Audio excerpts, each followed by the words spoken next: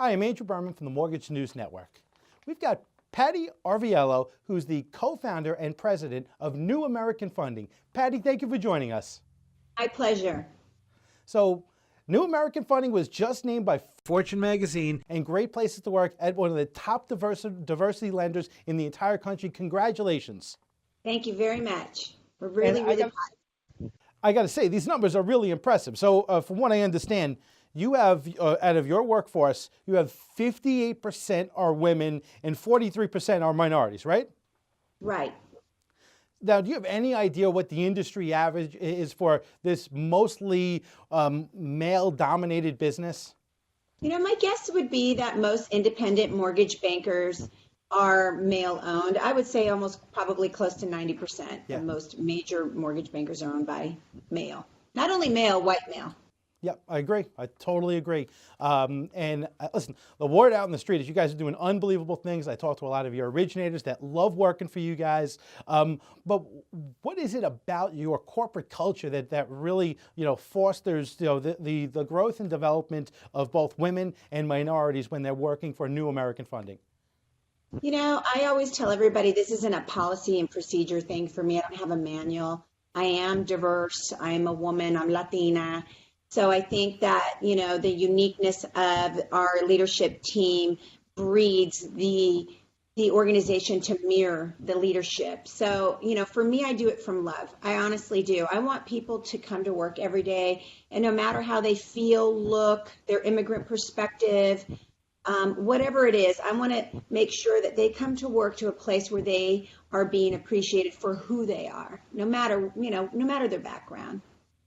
So why did you do this? Why did you start New American Funding? And why was that so important to have a workplace that fostered this kind of growth amongst minorities and women? What was the impetus to this? Again, I think that there's such. We as media, so I really, I applaud you for highlighting the fact that New American Funding is a female Latina-owned mortgage company. I think that we don't do a good enough job broadly on a broad level, making sure that the younger generation has mentors that mirror them. So more women, more minorities, more African Americans. I think we're an organization that mirrors it. We have male, female leadership. So the males have someone to resonate to, the females have someone to resonate to. I champion Latino efforts because it's my passion and I love it. I have also created an African American initiative because I see a lack in the financial services industry on leadership that mirrors the Black communities. They're very successful. Why aren't we seeing it? Yeah. So I think it's just, something that I do from my heart, out of love. I don't have to do it. I want to do it. I don't feel like it's ever been anything but a pro for me to be different in the industry. The industry champions me. The NBA does a phenomenal job of pushing my face out there so that let's call it what it is. Our mortgage banking is an aging industry. We have minorities that are driving the millennial population. They need to see themselves in leadership. Yeah. So now, up until now, we've talked about your employees. We've talked about the senior management, but at the end of the day, we're doing this for borrowers. We're trying to put more borrowers in homes. How does that, all the activities they're doing, how does that trickle down to creating a better borrower experience for the borrowers that are doing business with the loan officers that you guys are hiring? Very much like when you go to work, I think borrowers want to interact in business with people who understand who they are, what their cultural beliefs are, their background. I read a lot about immigrant perspectives on how they got to this country. It kind of trickles down. So building a sales force that mirrors the uniqueness of the borrowers we serve has been crucial. I think that we've done a really good job in the Hispanic community because I happen, again, I'm a leader that mirrors the sales force. I also built a company where they can resonate all the way to the top and feel comfortable doing so. Very much how Latino Foundation is family and trust oriented. The company feels that way too. So when they come here, they feel like they're home. So I think that they're able to then pass that on to the borrower experience. That and the fact that I come from a multicultural background. I've been doing loans for 34 years.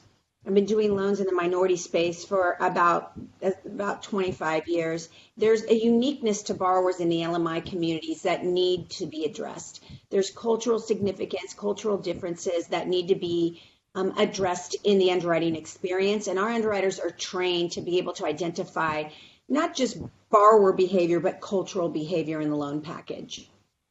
Fantastic. So as we're entering in 2018, what are some of the things that you guys are going to be doing to continue to impact the communities, impact the, low to middle income families that you guys are working with, and of course to impact the lives of the top originators that work for you guys?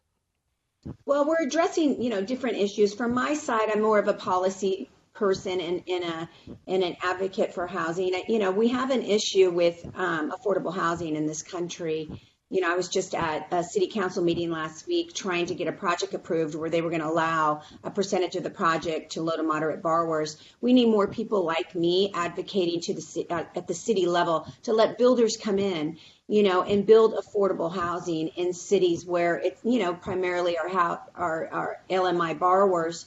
We have gentrification issues going on. We need to, again, as senior leaders in companies that deal in the housing industry, make sure that we know what's going on in the communities that we're serving from a local policy level. So I think we do a really good job of that. My husband chairs MORPAC, which is our lobbying arm with the MBA. I happen to sit on the Consumer Financial Protection Bureau Advisory Board. We do this because it's important for the industry. We don't get paid to take our time to serve on boards like this, but it's really important in this changing climate and regulation to make sure we don't make changes that are going to impact the LMI communities. Yeah, fantastic. Well, Patty, listen, thank you so much for taking the time out today to meet with us. Oh, my pleasure. Thank you so much. I'm Andrew Berman with the Mortgage News Network. Thank you for watching.